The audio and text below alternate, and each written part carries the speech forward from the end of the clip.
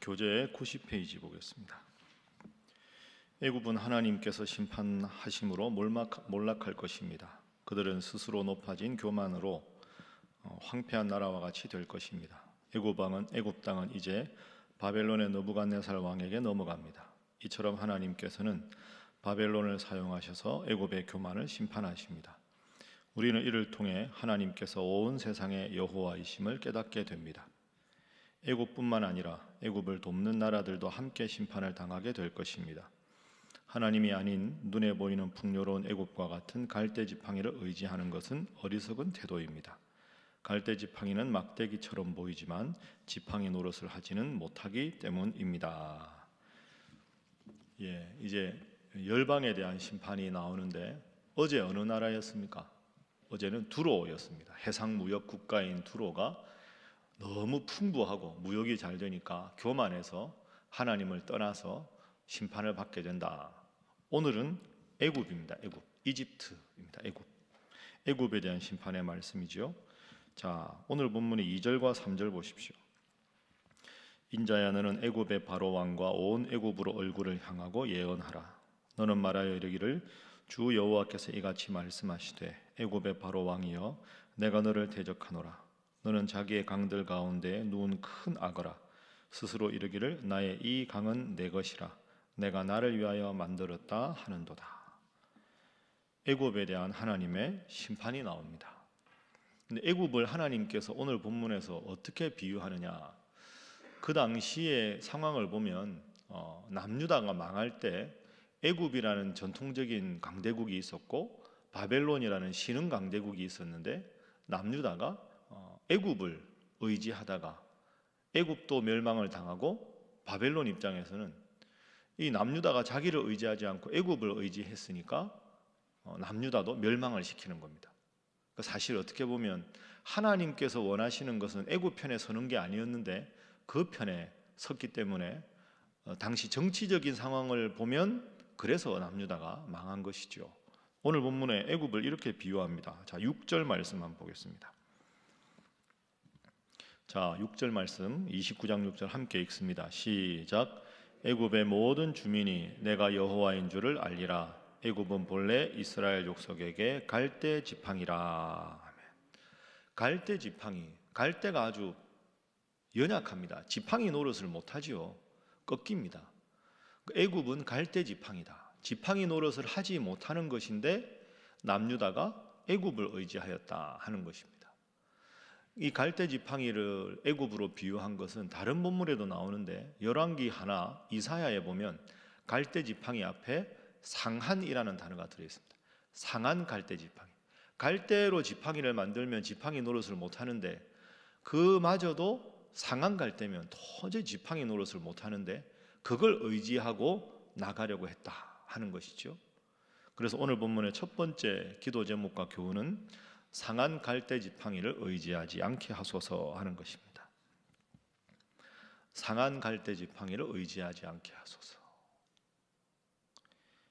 남유다가 상한 갈대 지팡이와 같은 이 애굽을 의지했다 하는 거죠.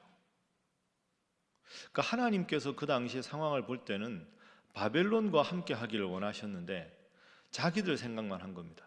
그러니까 자기들 생각에 애굽은 전통적으로 우리하고 지냈으니까 애굽을 의지하게 되었다. 그러니까 애굽을 의지하더라도 하나님께 뜻을 묻고 하나님이 원하시는 것이 애굽과 동맹하는 것이면 애굽과 동맹하는 게 문제가 없는데 하나님께 기도하는 과정이 전혀 없이 오직 현실적인 것만 고려해서 애굽을 의지했다는 겁니다. 애굽은 상한 갈대 지팡이다 하는 거죠. 오늘 우리의 삶에도 그대로 적용이 됩니다. 사람이 살아가다 보면 다른 사람한테 의지도 해야 되고 조언도 구해야 합니다. 그런 과정이 더불어 사는 삶의 또 매력이지요. 그런데 하나님께서 원하시는 바와 전혀 관계없이 오직 현실적인 것만 생각하고 이해타산만 생각해서 접근하다가 문제가 생길 수 있다. 그러니까 여러분에게는 상한 갈대 지팡이가 누군가, 무엇인가 생각하고 든든한 요새가 되시고 반석이 되시는 하나님을 깊이 의지하고 인간에게 의존하기 전에 하나님께 묻고 하나님의 뜻에 따라 세상을 지혜롭게 살아가는 여러분 되시기를 주님 이름으로 부탁합니다. 자, 두 번째 오늘 본문은 30장으로 한번 넘어가 보겠습니다. 애굽의 멸망을 이야기하는데 30장 4절 보십시오. 애굽에 칼이 임할 것이라 하나님이 심판하실 것이다.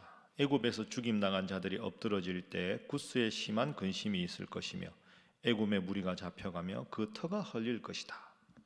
자, 5절 말씀 우리 함께 5절 읽어봅니다. 시작. 구스와 붓과 룻과 모든 섞인 백성과 굽과 및 동맹한 땅의 백성들이 그들과 함께 칼에 엎드러지리라. 아멘. 5절에 있는 이 생소한 것은 나라 이름입니다. 애굽의 동맹국들입니다. 구스, 붓, 룻, 굽, 동맹한 땅의 백성들. 6절에 나오죠. 애굽을 붙들어 주는 자도 엎드러질 것이다. 그러니까 5절에 있는 이 나라가 애굽의 동맹국들입니다. 그러니까 애굽의 동맹국들도 함께 애굽과 함께 망하게 될 것이다 하는 거죠. 자, 그럼 애굽이 뭘 상징합니까? 하나님께서 함께 하기를 원하지 않는 세력의 대표가 애굽입니다. 그러니까 하나님을 믿지도 않고 하나님을 믿는 이스라엘 백성, 남유다 백성들에게는 상한 갈대 지팡이 밖에 되지 않는 애굽인데 애굽하고 동맹을 맺었습니다. 그럼 애굽은 불신앙의 상징이죠. 그러면 이 애굽만 망하는 게 아니라 하나님을 떠난 애굽과 동맹한 다른 작은 나라들도 망할 것이다. 하나님을 떠난 나라와 동맹을 맺었기 때문에. 두 번째 본문의 교훈은 하나님을 떠난 자와 동맹하지 않게 하소서 하는 것입니다.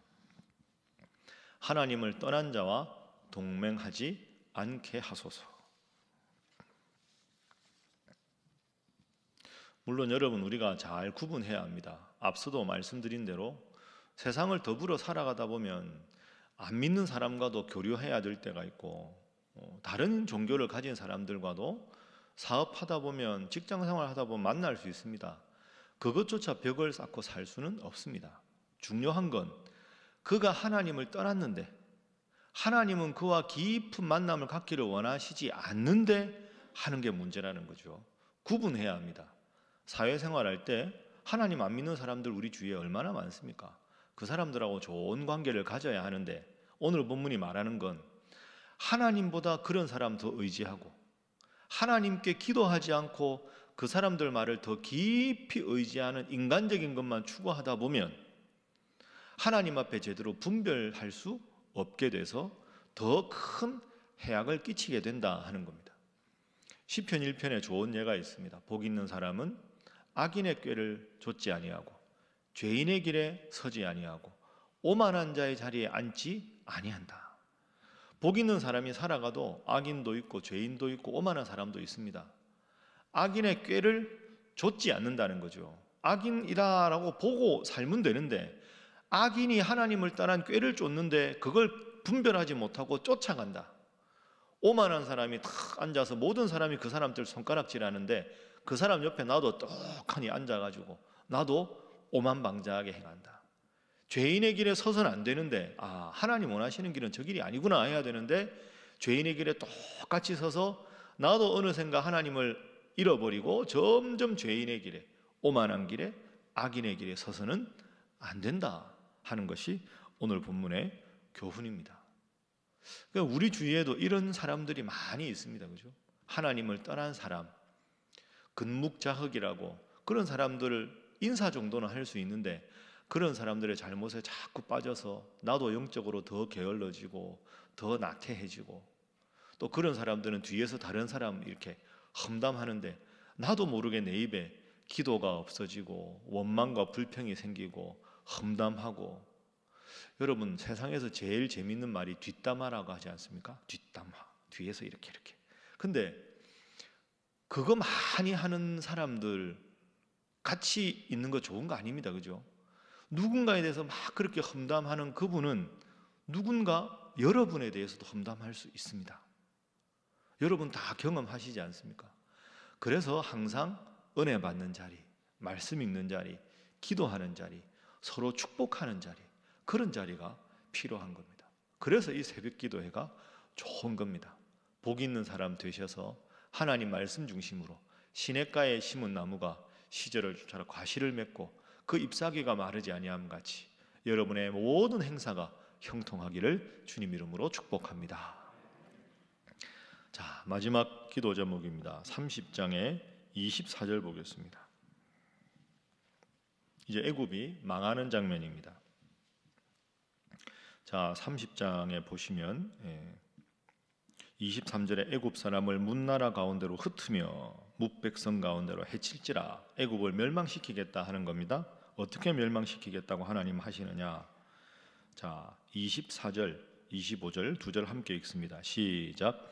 내가 바벨론 왕의 팔을 견고하게 하고 내 칼을 그 손에 넘겨주려니와 내가 바로의 팔을 꺾으리니 그가 바벨론 왕 앞에서 고통하기를 죽게 상한 자의 고통하듯 하리라. 내가 바벨론 왕의 팔은 들어주고 바로의 팔은 내려뜨릴 것이라. 내가 내 칼을 바벨론 왕의 손에 넘기고 그를 들어 애굽 땅을 치게 하리니 내가 여호와인 줄을 그들이 알리라. 아멘. 애굽이 어느 나라한테 망합니까? 방금 읽었는데요. 바벨론, 그죠? 내가 바벨론 왕의 팔을 견고하게 하고 내 칼을 바벨론 왕에게 주겠다. 그래서 바벨론 왕의 팔은 들어주고 애굽 왕 바로의 팔은 내려뜨릴 것이다. 바벨론을 통해서 애굽을 멸망시킬 것이다. 이게 하나님의 계획입니다. 여기서 우리가 꼭 기억해야 될 교훈이 여기 있습니다. 세상 사람들이 보기에는 바벨론이 더 힘이 강해서 애굽에게 싸워서 이겼다 이렇게 말하는 거죠. 그게 아닙니다. 오늘 본문에 하나님 분명히 내가 바벨론 왕의 팔을 견고하게 하겠다. 오늘 우리에게 적용하면 뭡니까? 세 번째 기도 제목입니다. 형통한 것도 다 하나님 하신 것이다 하는 것이 본문의 교훈입니다. 잘 되는 것, 내가 큰 복을 받는 것, 그것도 다 하나님이 하신 것이다. 바벨론이 힘이 강해서 애굽을 패배시켰다. 이게 세상적인 관점인데 하나님은 그렇게 말씀 안 하시죠.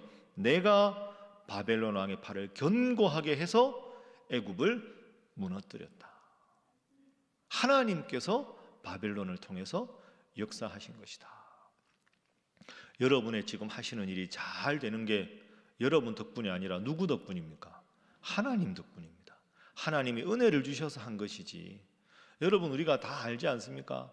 다 잘 될 것 같은데 전혀 생각하지도 못한 일이 탁탁 생겨가지고 그 일이 엄청나게 어렵게 되는 경우가 있고, 야, 이 일은 도저히 안 되는 일이라고 다 자포자기 했는데 하나님이 생각지도 못한 길을 열어주셔서 다 그 길을 형통하게 만들어 주시는 경우가 얼마나 많이 있습니까? 눈에 보이는 현상이 아니라 현상 이면에 하나님께서 이 모든 역사를 주관하신다. 그것이 열방에 대한 심판의 하나님의 교훈입니다. 내가 바벨론 왕의 팔을 견고하게 하리라.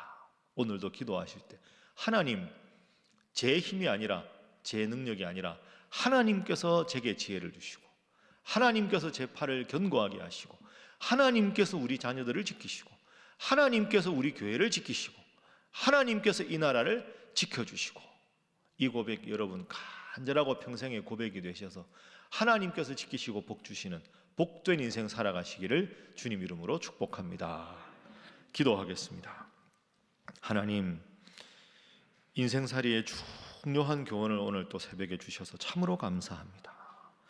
상한 갈대 지팡이와 같은 인간적인 것만 의지하지 않게 하시고 그들이 가는 그 죄악의 길에 함께 부헌해동하고 빠지지 않게 하시며 모든 일이 하나님의 주권 아래 있음을 깨닫고 하나님이 하십니다.